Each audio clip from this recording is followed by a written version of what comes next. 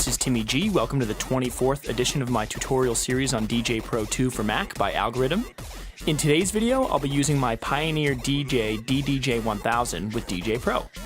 This will just be an overview, and in the future, I will go in depth of some more capabilities that the DDJ 1000 has in DJ Pro 2. Let's get started. So before we get into it, I just want to mention that I've done dozens of gigs using this combination of the DDJ 1000 and DJ Pro 2, and it's been great. And another thing is, if you do want to use this combination, it's not a plug-and-play device. You do need to download the audio driver from the Pioneer DJ website, and I'll link that in the description below. One more thing to mention is something that's listed on the Algoriddim website, which says some features are not currently supported by these specific devices, DDJ 1000, waveforms on jog wheel displays. So if you see right here, we don't see any of the waveforms or the artwork. There's some missing stuff that if you were using Rekordbox, which is the software that this controller is built for, you would have on. So hopefully in the future, DJ Pro will figure out how to get the waveforms onto the jog wheels. But now let's get into it. So what I'm going to do is kind of just go around the deck and show what each button does in the context of DJ Pro 2, and then kind of go over some last minute tips and tricks. Like I said earlier, this is not going to be an in-depth tutorial. This is just kind of an overview, and I will hopefully be making more videos on specific details with this controller in the future. So here we go. So right here is the play pause button, and it's just like any other DJ controller. So you just click it to hit play, and we have our track playing. Hit it again to turn it off. Now I'm going to go back up to the top, and these are our looping functions. So if our track's playing, we want to start a loop, I can hit the in button, and now it's looping because I just hit the out button. To exit the loop, I can hit this button right here. To make the loop shorter, I can keep hitting this button. To make it longer, I hit the out button. And here's how to exit the loop. So right here is the quantize button, and this doesn't really do anything in DJ Pro 2 because the quantize settings are controlled in the preferences. So this, you can kind of ignore what this button does. And then we'll go over here. This is slip mode. So if I play my track and I scratch and then I let go, it keeps playing from where the track is continuing to play. But if I turn it on and I hit play, now I scratch, we can see the red line on the screen that just went by. When I let go, it'll play where it would have played if I didn't scratch it at all. So that's pretty cool. I'm going to turn that off though. Right here is the selector wheel, and you can pick your track. To load a track, you just push it in. So let's say I wanted to load my track, Monsters. I would just click in, and now it's loading. To get back, like for instance, I'm in this specific playlist, but if I wanted to get back to choose my playlist, I'd hit this back button right here. Now I can select what playlist I want. Let's say that I want Top 40 Clean. I can hit either view or click this again. Now I get back into it. I could select my track. But I'm going to get back into my Timmy G playlist. Next here is the jog wheel adjust. This has nothing to do with the software, only to do with the controller. So I like it in the middle. I just got used to that. But if I spin this jog wheel, it goes about medium speed. I can go all the way to the light here, and then it'll take a lot longer to slow down. If I go to heavy, it barely goes at all. So I'm going to put it back in the middle here. And what I just clicked is my hot cue. I just want to get back to the beginning of the track. And I'll get to that in a moment. But now if we go down right here, this is sync. So I'll actually load another track that we can sync it up to. I'll load It's Timmy G on this deck. And what I'll do is I'll play the It's Timmy G track, and then I'll sync this up. I have a tutorial on the sync functions, but it works the same way as sync with any other controller. But if I play this track, It's Timmy G, and then I play this track, Monsters, and I sync it up, it'll sync.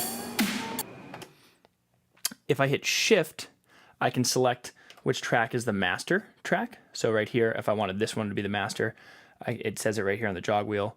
If I want this track to be the master, I'm continuing to hold Shift, and both of these shifts do the same thing. Now this one's the master. And that just means one will sync up to the other. So let's get out of that. So now I'm going to get this back to its regular BPM. So what I just touched right here is the tempo fader. So this changes the pitch. Right now I have a huge range. It's 75%, which is DJ Pro's maximum range. But I actually prefer 10%. So you can go either click into the settings, or if I hit Shift and then this master tempo, right now it's 6. If I do it again, it goes to 8. And I like it at 10, so I'm going to leave it at 10. If I hit this master tempo without Shift, what it does is when I play the track, the pitch stays the same even if I change the BPM. And if it's off, the pitch changes with the BPM of the track. So now it's a lower pitch. Now it's a higher pitch. So right here, this search allows you to kind of skip through the track. And if you hold either the forward or the backward search and then spin, you can go through the track super quickly, which is good if you're trying to find a specific point in the track that's not close to the beginning. The Q button is just like any other Q button, so it affects this right here, and I've done a tutorial on that before too. Now let's look at the pads. So the default is the hot Q, which is the one I use the most. And these are some nice feeling pads, by the way. If you go here, these are the pad effects. And these are more limited than if you were using Rekordbox. But what I'm actually going to do is open up the preferences, actually not the preferences, the MIDI controls to show what each one is doing.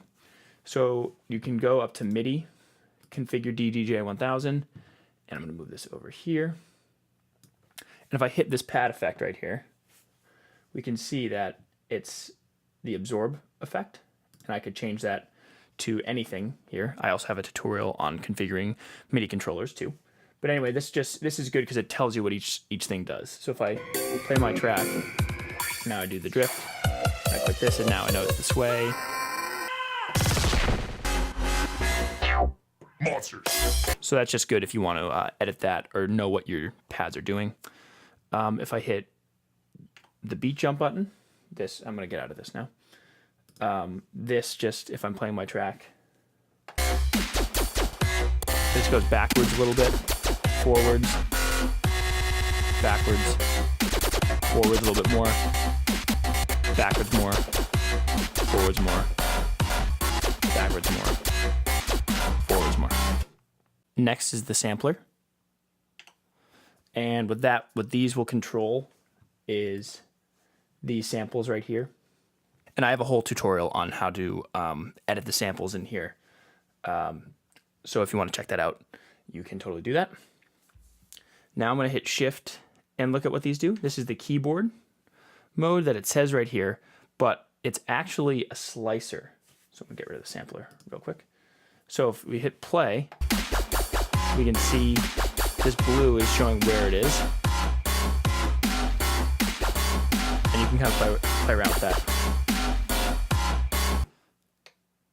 This is Pad Effects 2 right here, but what it actually does is auto loops.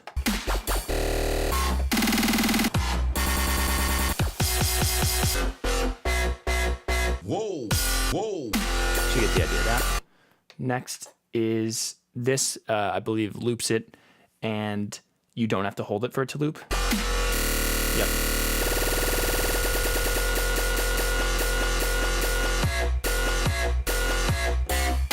So that's the idea of that. And then key shift. This is good if you are mixing in key or harmonically mixing. If you want to change the key. And you can see that that's changing right here. So if I put this open, you can change the key to match it to whatever track that you are fading into. But I'm going to turn this back and get rid of this. This page button just will switch what banks you're using, but it doesn't always work because, once again, this controller is made for Rekordbox and not DJ Pro 2.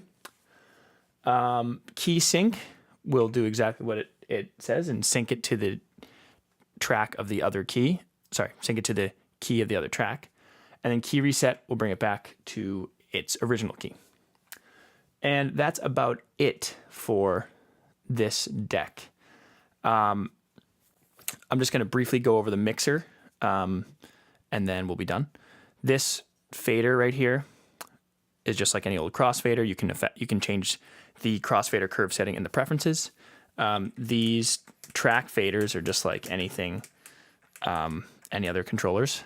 I love that there's 4. They feel great. This is the filter knob, or the color effects knob, but I believe only the filter and the pitch work. Let's see. So if I hit filter, yep, filter works. If I hit echo, nothing happens. If I hit noise, nothing happens. Pitch works, which is great. This is the sampler volume button. This controls your headphone cue versus master ratio. So what you're hearing that's queued up and what you're hearing that is from the master cue, which if you don't want to hear any of it, you can turn that off, but you can turn that on here. And then this is the volume of your headphones. So right here, this shows which side of the crossfader you want it to go to. So you have the typical 1 and 3 going to the left and 2 and 4 going to the right, but you can switch that up. You can also turn through on, which means that it won't be on either of them. And then right here, you have your typical EQs and trim. And then up here, it says which USB you want. So you can have 2 USBs or 2 USB cables plugged in up here. And if you were like DJing with someone else, you could have some of the tracks loaded for one of the computers and then some of them for the other computer. And then right here controls your master output. This controls your booth output. And then these are the microphone settings. And then right here, these are the beat effects. So I believe these should work. So let's try it out. So if I have I can change the effect here, and I can change the parameters of each of the effects with these. So let's say that I want Enigma Jet. Monsters. So we can hear that right now. Now the flanger. And I can change what it is, and this is showing how intense the effect is. And this turns it on or off. And then this says, does it go to the master, each of the channels, the microphone, or the sampler? So yeah, that is the DDJ 1000 with DJ Pro 2 in a nutshell. There's all sorts of things you can do with it. And like I said, this is a very powerful controller. And I'm very happy that it is compatible with DJ Pro 2. So anyway, if you like this video, if it helped you out, be sure to give it a thumbs up. If you have any questions or video suggestions, be sure to leave a comment. If you want to see more content like this and check out my original music, DJ performances, or sound design tutorials, be sure to subscribe to my channel. Thanks a lot.